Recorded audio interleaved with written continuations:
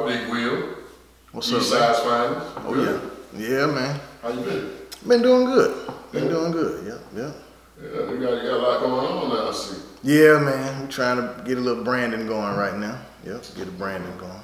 Last time I really seen you was like, what was it, 2012? Yeah, a little while back. Pool party? Yeah. A little homecoming for you, boy. Yeah. A little homecoming. Yeah, you touched my hand with a little something. Yeah. You know, you got to, man. You got to do that, man. Yeah. You got to do that. We were solid in the beginning anyway. Yeah, for sure. You know what I'm saying? But everybody got their path they take, so when you said you was home, boy, I had to pull up on you. Man, I appreciate that Had to too, pull man. up on So you. now I'm pulling up on you. I appreciate it, bro. Yeah. Appreciate It's it. the Leylo Show, man. So welcome to the Leylo Show, bro. Yeah. Glad you had me, man. Glad So tell me, how did you get into limo driving? What year? Man, it was 96. So what happened, man, I went to college, went to Kentucky State University. That was in 95, you know, we graduated in 95. So, man, I got in a little trouble out there. And pretty much got kicked out of school. So when I came home, man, everybody was doing their thing. You know what I'm saying? So in 96, the Olympics came that next year. So my mom had met this guy, King George. He had an ultra demo limousine up in Gwinnett. It's a Jamaican cat. He had every limo you could think of. So we ended up getting about 2 limos, a van, and a Mercedes. So we did the Olympics, because that's when it was hot. Everybody was coming in town, so we got a lot of contracts from doing the 96 Olympics in Atlanta. So that's pretty much how I got in, man. I got the game from my mama about the limousines, man. Yeah. You got any interest in the Olympic story? I know that was the year of the bombing, right? Right. That was the bombing. Man, you know, it was pretty much, everything was happening so fast. We was getting contracts, things was moving. I was just driving pretty much, you know, as a kid, I was about like 19. I really didn't want to do it. She was pretty much making me go pick these people up, go here, go to the airport. Now, you know, I'm trying to mom. Yeah, my mom, right. So I'm just, you know, under her wings doing it, and I ain't really take to, you know, trying to do it with her. Right. So I just pretty much did it, man. And, you know, 96, it happened so fast because of the Olympics. You know, it's just, I don't have a lot of real stories about that part of it. The bombing, I don't really remember it like that. I remember when it happened, but we wasn't down there. Yeah, we wasn't down there doing that. Okay. So eventually you started doing celebrity pickups. Right, yeah. So by doing it, we got the contract from King George through Greg Street to pick up all of the rappers and the entertainers as they come in town. Because he didn't want, King George didn't want to do it anymore. It was long hours, late night, club scene, riff-raff, you know, young people. So you had to deal with a lot. So they pretty much put me in charge of that part of the contract to do pretty much all the Greg Street promotional tours, concerts, birthday bash, and stuff like that that came to Atlanta. You know, so that's how we got into doing the celebrity part of it. So Greg Street kind of. Yeah, my man Greg. Yeah, V103. Yeah, Greg Street put me in the game. What was the first celebrity that you picked up?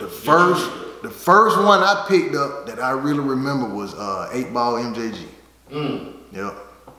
And cause you know back then, they was at the peak, coming out hard. You know, break up. 97, 98. Yep.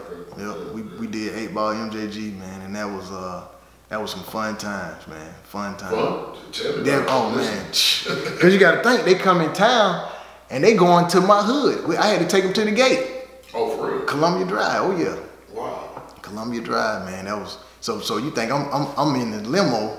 You talking about the gate, the club? The club, the gate, the club, yeah. Right. I don't even think it's there no more, man. Nah, really still. Right, but they shut down years ago. But yeah, man. So we go to the gate.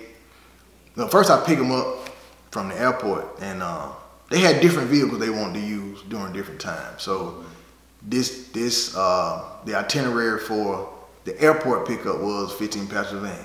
You know, them big white vans. They were popular back in the day. The 2 doors on the side. Yeah, I remember those. Yeah, them 15-passenger vans. Yeah. Yeah, so 20 seats inside. Right. So they wanted them vans, you know, them long seats, and cause they had little equipment. They had some bags. So I get to the airport. You know, that's when we had to go with the sign. You hold it up. I think we had to put Tony Draper on the sign, something like that. You didn't put the artist's name.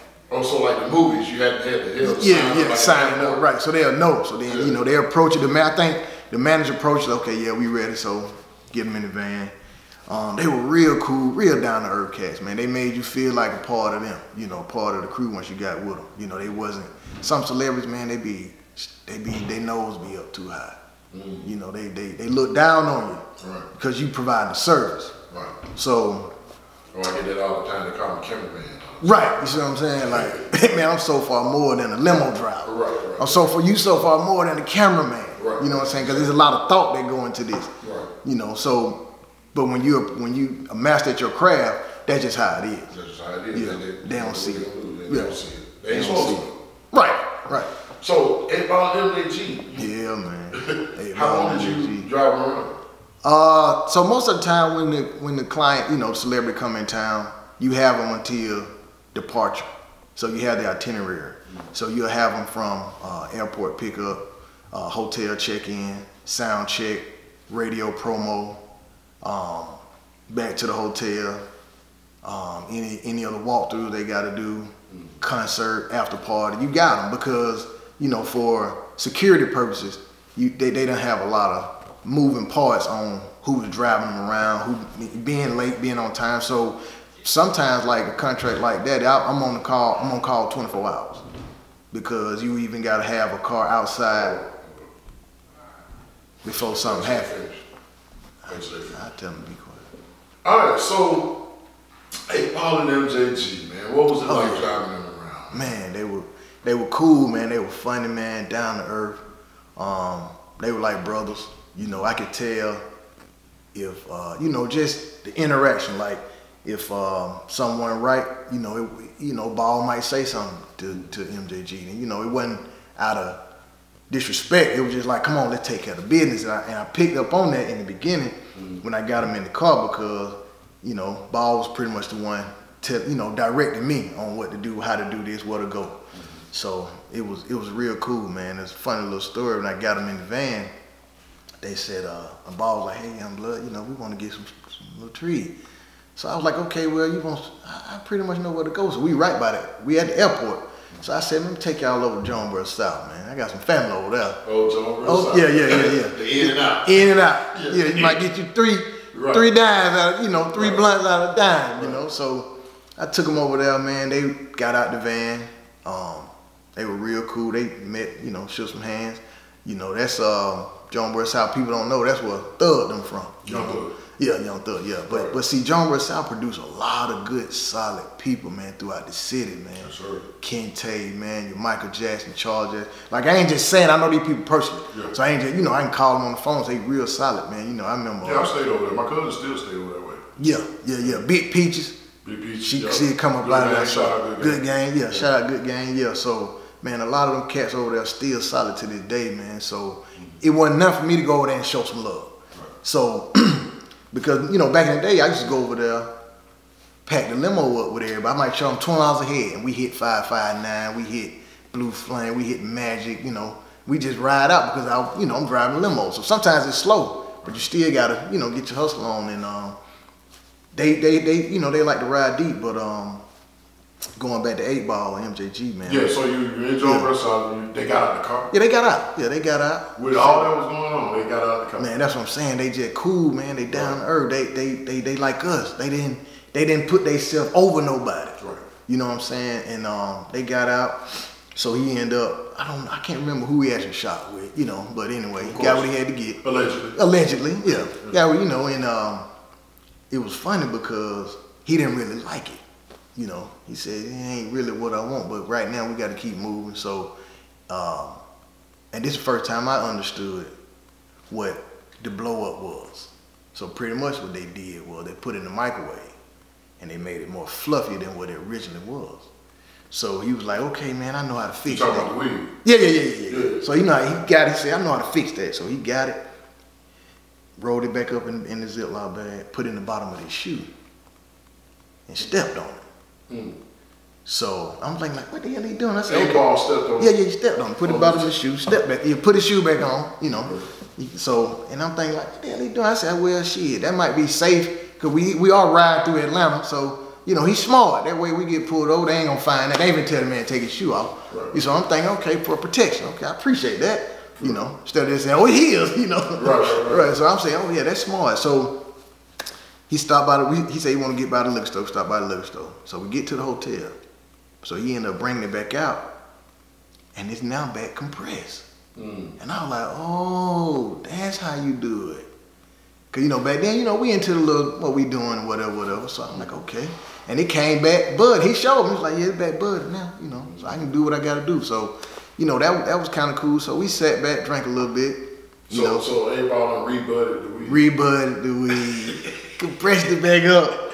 I was like, man, that was slick though, but that was cool, you know, it was cool to see that because that's how you learn, that's how you pick up on stuff. You know what I'm saying? Like, you doing what you're doing, we was out there, so I'm like, okay. That was pretty cool to see. That's how you get it back budded. Right. Instead of just having it, you know, fluffy. So y'all leave John Rosell, you gotta leave. Yeah. We end up leaving and get to the liquor store, they get some drinks. So we get to the thing, they at the Intercontinental downtown. We get there, they check in, we get up to the room. Now, like I said, they make you feel like one of them. So they're like, come on up to the room, young blood. I'm like, okay, cool, man. I can hang with y'all. I gotta be with y'all all day anyway. Normally, limo drivers sit in the car. You see what I'm saying? Downstairs and wait. You know, you sit in valet, you sit outside. So I'm upstairs with them. And we, you know, I smoked bad at the time. I was smoking. So I don't smoke with them a little bit. Drinking a little bit with them. So I'm feeling a little good. You know, we talking. That's when, so then Greg Street and Tony Draper come to the hotel. So we go downstairs. We chop it up with Greg. Well, me and Ball went downstairs. We chop it up with Greg and Tony Draper. Tony had a big old Suburban. Shout out to Tony Draper. Yeah, big. Yeah. Oh, Tony Draper, cool. Yeah, I wish I would have seen him again, man. After that, but yeah, he had a nice Suburban, man. Big custom, big seats in there with, you know, captain seats all the way through. We just sitting there talking. He playing some music. Greg, you know, they chopping it up. I spoke to Greg, you know, cause that's my client. He give me all the work, so I had to let him know I was there. I got him. You know, they gonna be safe, everything. So you pull a place for Greg, you know, and both of y'all eating. Right. He called him. He let me know what's going on. So we working, and you know, everything was cool. Go back upstairs. Get a phone call. It's my mom. Hey, mom, what's up? I say, where you at? And come in room 2, whatever. She get there. She at the door. I go outside. I say, hey, what's up? I said, nah. Everything going good. She said, boy, you been smoking? I said, no, mom, I'm good. She said, boy, you can't be high driving them folk. I said, no, mom, this 8-ball MJG, man, it's good. She said, boy, I don't give a fuck about no spaghetti meatball. Give me them goddamn keys. I said, mom, she called it spaghetti meatball, man. That shit was so funny, man. But, you know, now looking back on it, she was right, you know, because it's a liability, it's insurance involved. We got a contract through the radio station. You know, so I was young, man. I probably was 20, 21, man. You know, I'm just, you know, I'm having fun. You know, I'm looking up to, these my guys I look up to. You know what I'm saying? Everybody not paying attention to how important this is to the business, right? Yeah, I'm telling you, I'm having, like, it's fun. That's what I'm saying. Like, I'm having fun. But as a limo driver, man, you got to be on your shit. Right. You know what I'm saying? You got to be security. You know, you got to be traffic control. You got to watch everything. You know what I'm saying? You got to be on top of your game. But at the time, as a young man, you know, hanging out with some idols, you know, it was caught up in the moment. So she ended up calling another driver. We ended up hanging out that night and doing a little concert and show and everything. And, you know, it was fun. It was love, you know what I'm saying? So you backstage, you know, you at the radio station. So it was good to see, you know what I'm saying? So it was something you get into. But at the same time, I don't get too starstruck about what it is. It's about the job. So, but at that particular time, man, yeah, it was 8-ball MJG to me. Yeah. So you had an experience in the limo with Jay Prince. Oh yeah, Lil J from Rap A Lot. That's what we called him back in the day. You called him Lil J? Yeah, Lil J from Rap A Lot. That's what we called him back in the day. So see, he got Jay Prince Jr. that they probably call Lil J now, but yeah, he was Lil J from Rap A Lot. Lil J from Rap A Lot.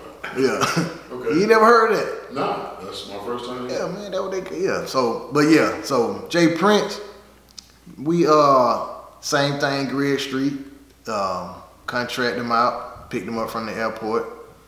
His was a little bit more he wanted a little bit more luxury. He wanted, you know, limousine. He wanted, you know, door opening. He wanted the, you know, he wanted the whole nine. Which ain't no problem with that, cause you know, you just put on your suit, tie, and put that shit on. Put that shit on, put your jacket on. You know, you get in your real limo driver mode. So, but he had a little bit more celebrity status about him. You couldn't leave. You had to be in the car. You know, you had to wait outside. Even at the hotel, he wanted a limo outside throughout the night.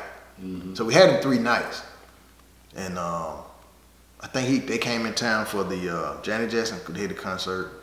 I think it was a fight, and Scarface had a concert. I think it was at Lakewood. So Lil J, man, it was different, you know, because I expected more coming from Lil J as far as you're a black man, you know, you coming into Atlanta, my city, and he was asking for a lot outside of your normal client because he came to Atlanta to make moves. And I could tell that, you know, after the fact, but while he's in the car, he's talking about different things. I'm chiming in because he has talked to me, asking me stuff, you know, what's this, what's that, where's this, where's that, and a couple of things that he asked me about, I had a direct connection on, which was Afeni Shakur. At the time, yeah, Pop, yeah, Faye, yeah, we call her Faye, all right, yeah, rest in peace, Faye, yeah, Afeni was solid, man. And I kind of helped him structure the deal. Well, not the deal, but the actual connection to get him involved and to get the deal that he did with the Outlaws. Oh, Jay Prince did a deal with Lil J? Yeah. They did a deal. With the Outlaws? It probably wasn't a deal, they did a song. Okay. I don't know it to the extent of the deal. Right, they did a song. Yeah, so, and he needed the initial meeting. He needed the initial invitation. And when he asked me about it, I said, yeah, I know Faye personally. You know, because in '96 we did the Tupac memorial service. We had the contract to do the whole memorial service from the year that y'all started, or the year that you started. Right. Yeah, the year we started. Oh, y'all started company in '96. Right. Okay. Right. The year we started, I started the same time. That's when I came home from college. Right. That's the year Pop. Pop Pad. Yeah. Right. Yeah. Pop. Yeah. So we had got the contract to do the memorial service for Pops, and man, just thinking about on it,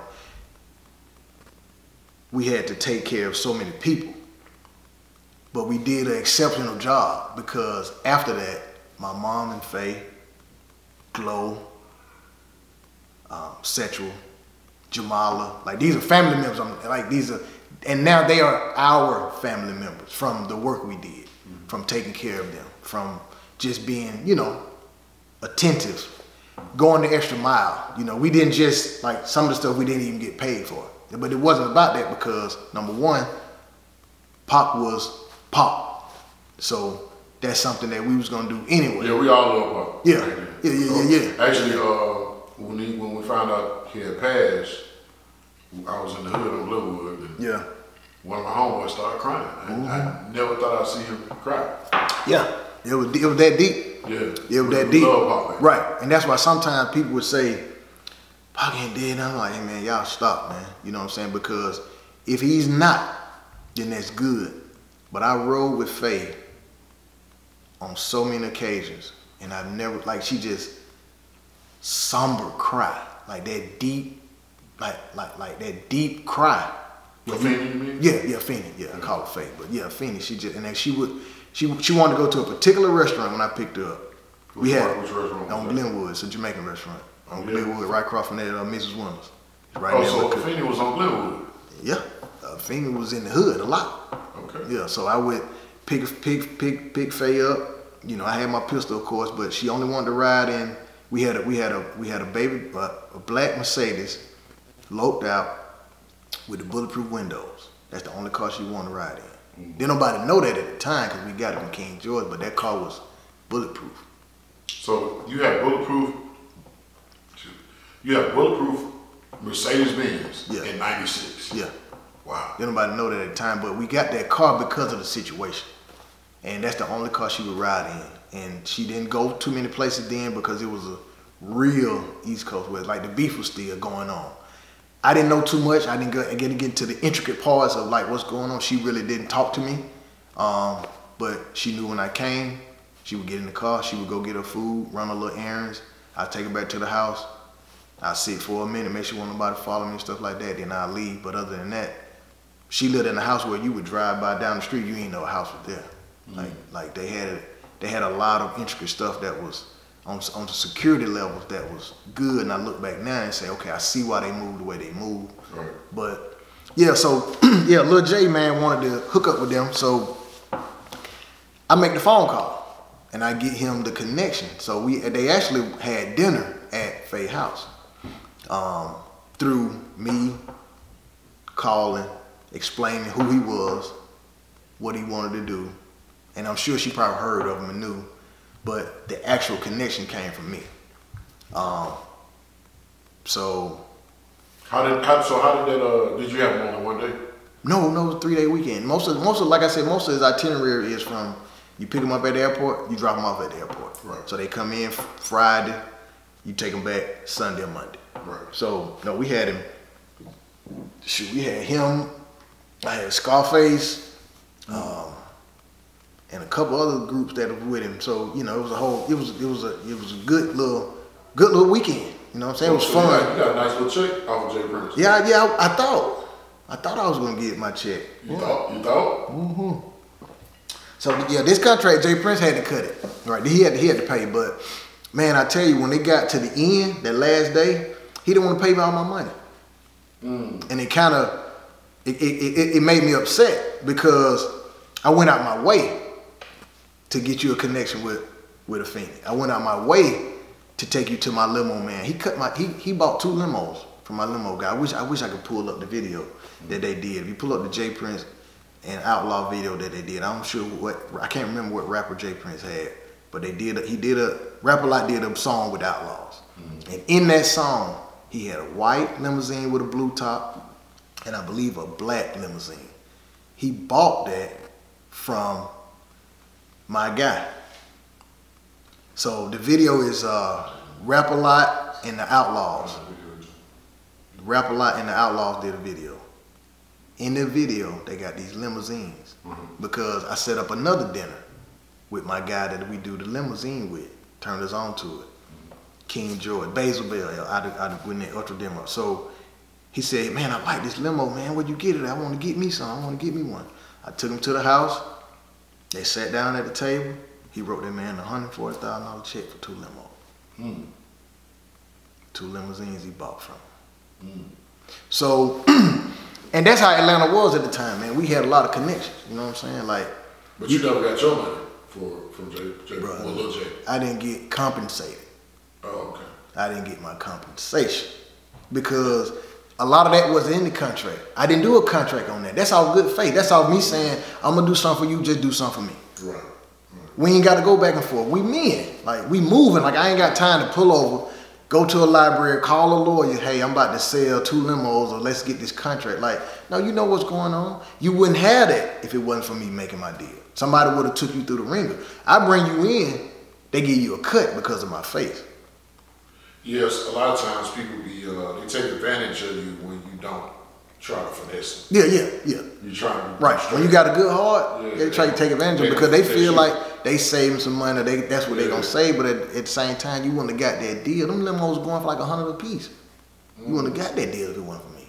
So you got them for 70 piece. Yeah. Wow. Yeah. So how did you maintain professionalism? You know, professional demeanor, while still trying to be personal and friendly with your clients? Well, you know, it's your personality. So my personality will allow me to be me. And I was going to be a professional anyway because you're paying your money. And I understood the business aspect of you being a client and me providing a service. So at all times I would be professional. And that's why you in that sense, you can be taken advantage of because you're trying to be professional and courteous at the same time. But a client can look at it as, I got him. I'm gonna use it. You know what I'm saying? Because like I said, I didn't stop to think before I send you this Afeni hookup what do I get out of it? Right. If I send you this limousine hookup, what do I get out of it? Because I'm being professional and courteous, you know what I'm saying? So, but just me being groomed by my mom, giving me the game, allowed me to know how to do that while being in the limousine business. Okay. Okay. So, you no longer drive limousines now? No, I'm out of it. I'm out of it. What do you do now? I'm out of it. See, right now, I'm a operation manager with FEMA. With FEMA?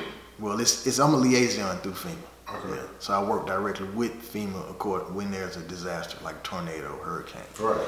So the company that I'm with several companies. They'll fly me wherever the disaster is, or tornado, if they got the contract, and I would help that city get their money back according to the damage in that area.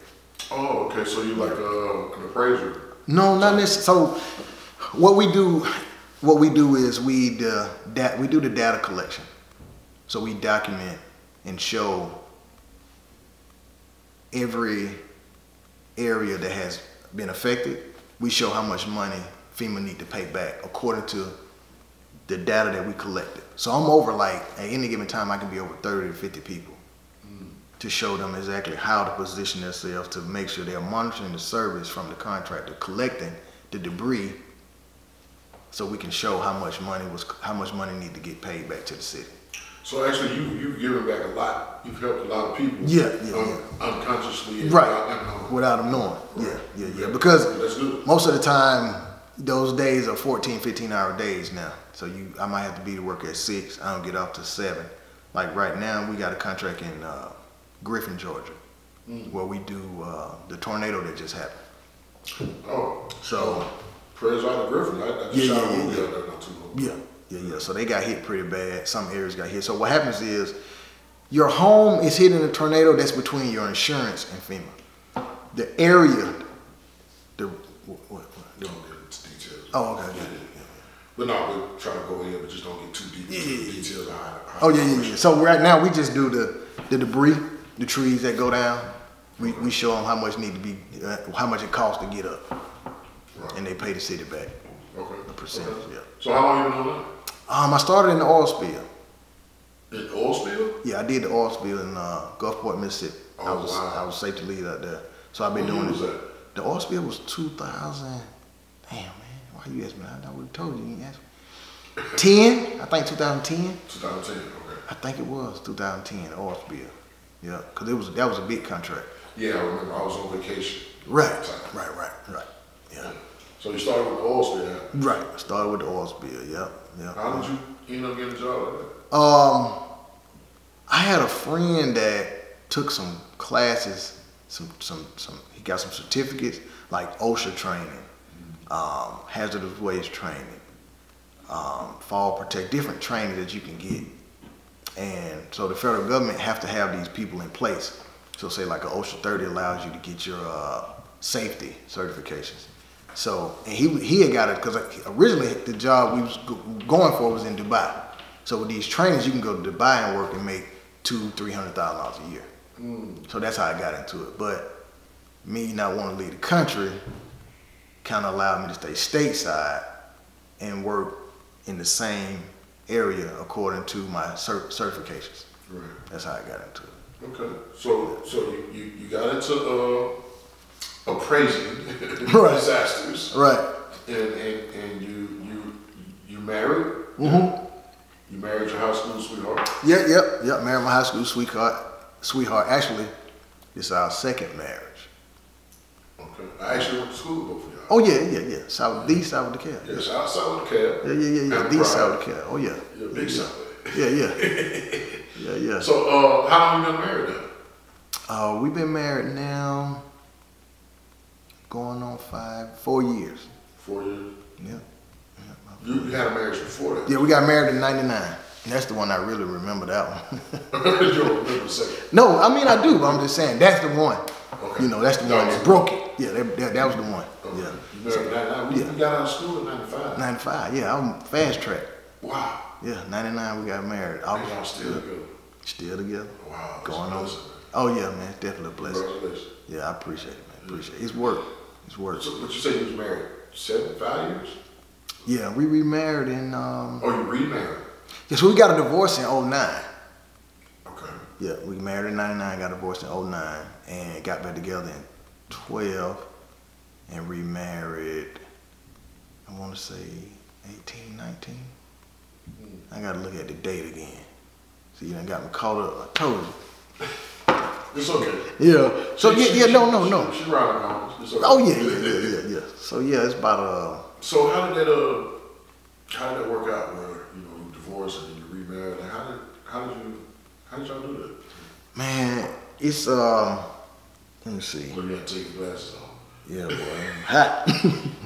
No, so just thinking about it, the marriage took a turn because of finances, career moves, Right. Discipline, maturity level. Right. A lot of stuff I had to grow up. A lot of stuff I had to do. Me and her, like we had a lot of things work out because we got married so young. Not using that excuse, but at the same time, I was using it in one way, and it was, it could have been a burden on her, not that me knowing it, because back in the day growing up, everything had to be in my baby mama name. Right. House, car, or mama name. Because of you out here doing what you're doing, right. You don't want too many people in your business. Exactly. So not knowing that that's a strain, and then when the money ain't flowing how it's supposed to flow, and then now you got some credit issues. Mm-hmm. Now you got some, some blemishes. So just to grow up and get in a better financial state. So yeah, we was able to work through that and come back a second time. But the second time I wasn't thinking about getting back with her. Right. I was pursuing other things, other options. It's just. You was outside. I was outside. I mean, not take nothing away from her. She was too, Right, exactly. Yeah. We was outside. We was outside. Yeah, we were doing what we were doing. Right, Yeah, we were doing what we were doing. But that's a great story that you guys were able to get a divorce and rekindle a flame and get back together. And you've been married 5 years now. Yeah. Congratulations on that. Yeah, appreciate it. And I see you got a book. Yeah, we did a book. We actually have a coaching guide, marriage coaching guide. We did a book. I think the book been out now probably 3 months. And what's the name of the book? How badly do you want it? Oh, yeah. Wow. Yeah, because you gotta want it. You gotta want it as bad as you want to breathe. Right. Anything in life, you gotta want it if you want to succeed at it. A lot of people give up. Yeah. Never give up. No. Try to kids, never give up. Yeah. All right. Yeah. Well, that's good. That's good. You got a book. You got what else you got going on? We did a song, and it was a spin-off to the Glorilla song we did. It's called Married. It's on all platforms. You can catch it. It's just a song, just letting her talk about being married, not pretty much degrading a man. Just how being married can be a positive. You can show young girls, young boys, there's nothing wrong with it, because I think if we had more of that family, a lot of things would be going on, because there's a balance. When you think about single moms, single dads, there's no balance. There's no direction on how to choose a man or how to choose a woman when you can't see a man and a woman interact with each other. I have to show my daughter how to be a man. She has to show my daughter how to be a woman. So if you don't see that, and most of us, we grew up single mom, we seen the mom being so strong. We seen the mom doing everything. So in theoretically, we look at it as if, okay, my girl is gonna do everything. Not seeing that balance of a man doing something and a woman doing something, because you didn't see it. And then sometimes, nowadays I've seen a lot, even today's society, where the woman with men, boys, raising boys, they're crutching them.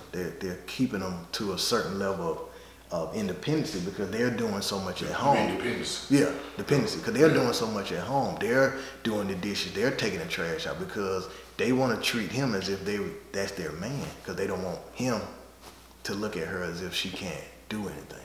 Right.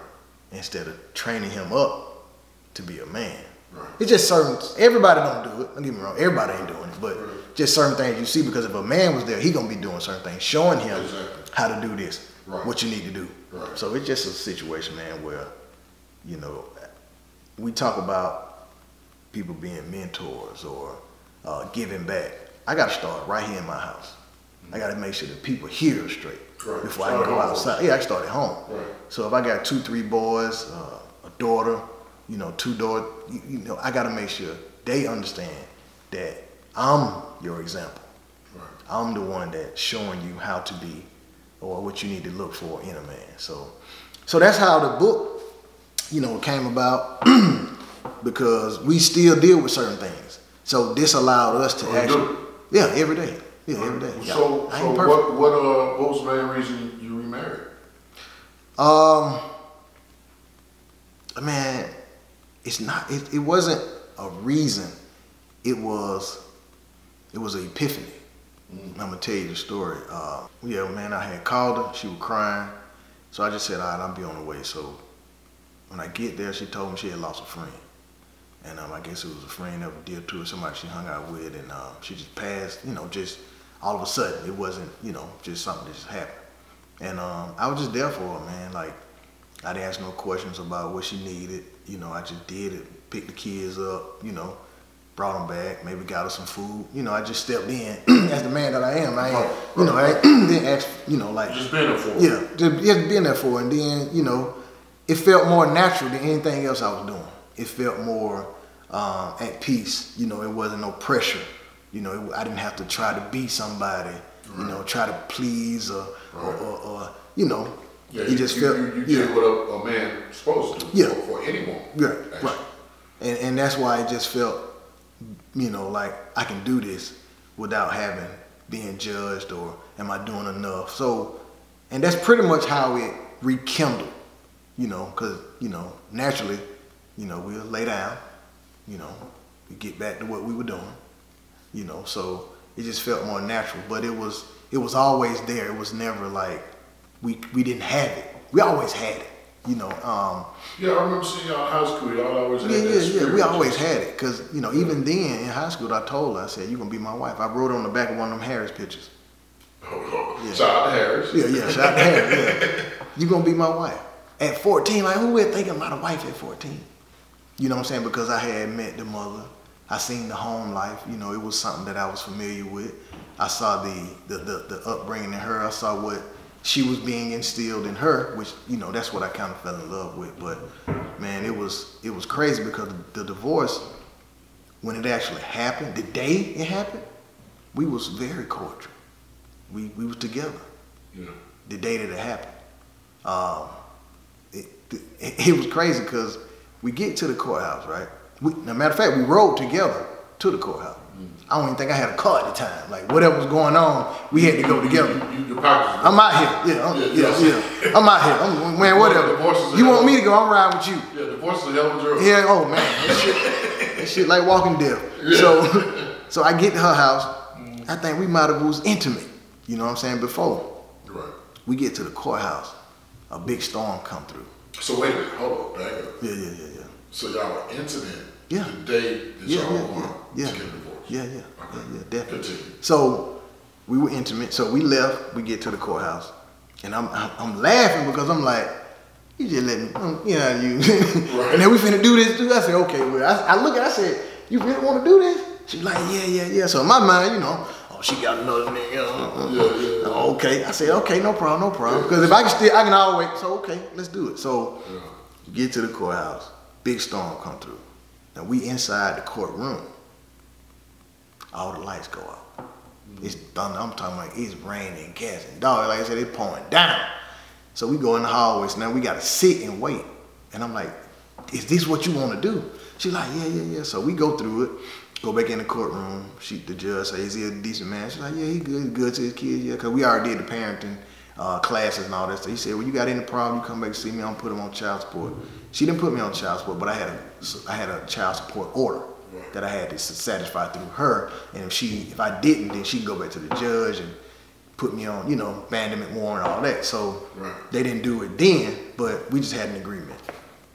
So we leave the courtroom. We go back to the house. We're intimate some more.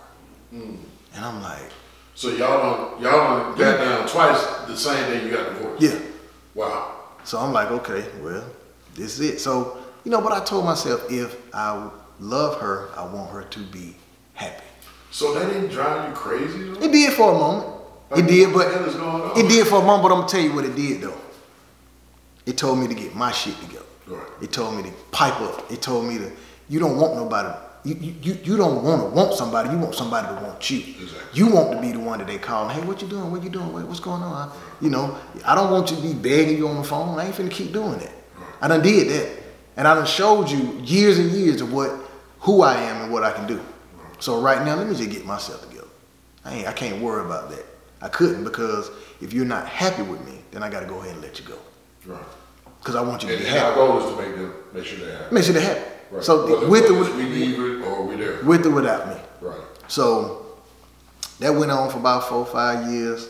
Then we end up moving in together.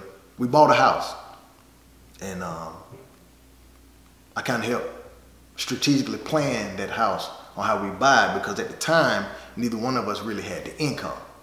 But I had this child support order, and it's a free game. If you got a child support order, that's income for the mother of the child. Okay. So she took her Right off. right off, but she took her income. I think she might have been self-employed, which might have showed, let's say, $27,000 a year. Right. And so the regular bank said, "Oh, you don't make enough money." I said, take them that child support order that I'm paying, and at the time I was paying it, but it was paying the rent that we were staying at. Right. But I was still putting the money in her account because the lease went in my name. So she take the money that I pay her for child support, Which is income, use it to pay the rent where we were living at. Right. So, because it would have been a strain on me to have to pay both. So let me get this straight. You're divorced On paper. on child support. Yeah. Living together and still intimate. Intimate, yeah. Yeah. And your child support is paying the rent. Right. Yeah. You gotta use it. But you smart. You gotta use it. Because and that's what they say. Like, they say, oh, it's cheaper to keep it. It is, because you gotta think, if my child support was $850 a month, right? And at the time rent was from $750 to $1,000. So that means I gotta pay $850 for her, and I gotta have myself $750 to $1,000 for a rent. That's almost This is what we gonna do. No, you gonna take the rent, man. It's for the child support. Right. But pay the rent where we at. Yeah. But it took time for us to get there. Right. It wasn't like we came into knowing that. I had to really strategically think about it, like, hold on. Because I don't want to stop paying my child support. Right. I got to have somewhere to stay. Right. Not that I used the situation, because if we never connected in that way that we did by the passing of a friend, I probably would have never been in the situation, because I wasn't thinking about it. Right. It just something in me told me to call her that day. But that was God. definitely. I keep missing this phone call, man. Well, I'm recording, so. Alright, okay. No, you good. Just watch what you say. I got you. Yeah, I need 30 on.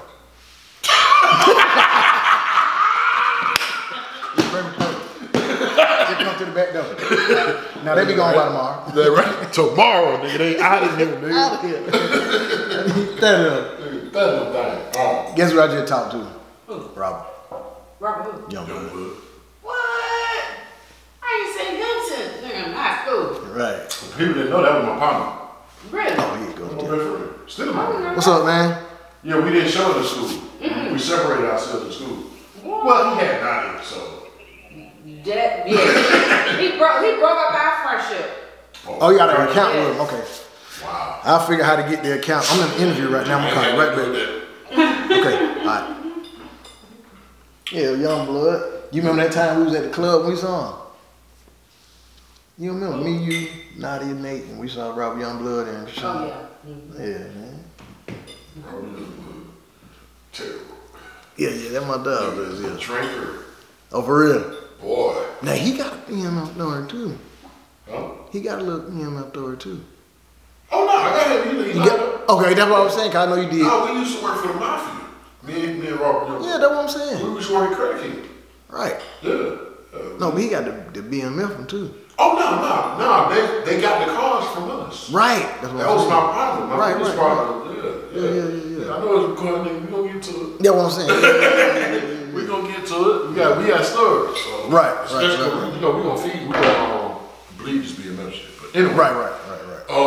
Okay. So yeah, your marriage. Yeah. You know, both entrepreneurs. Mm-hmm.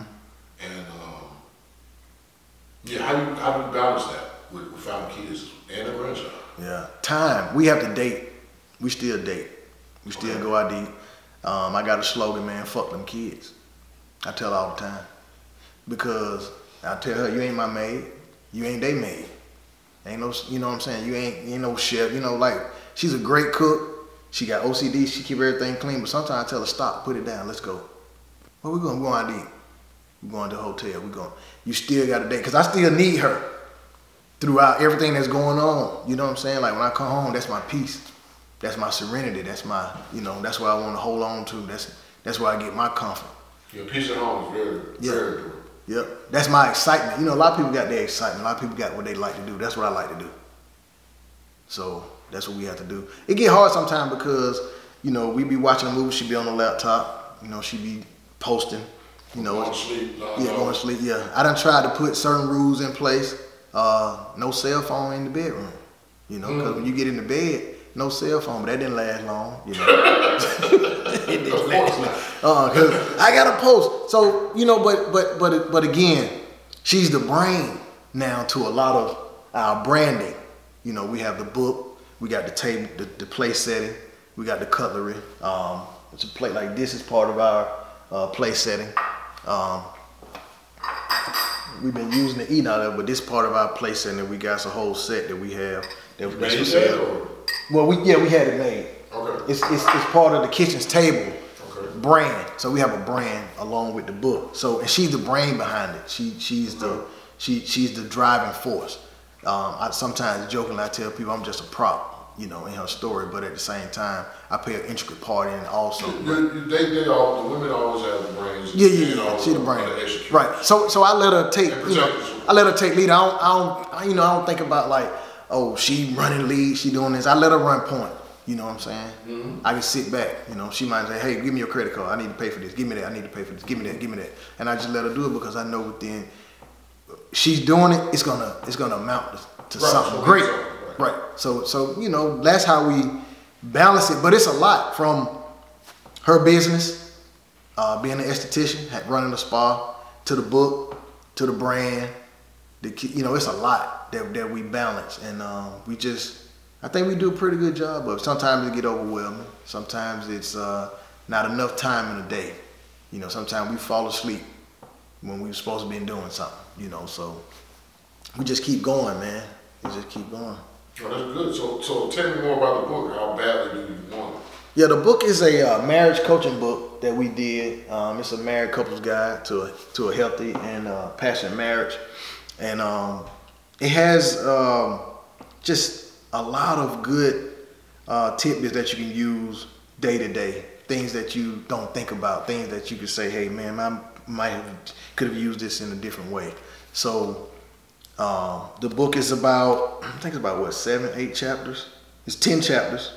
And it just breaks down a lot of things like respect, keep calm, keep God first.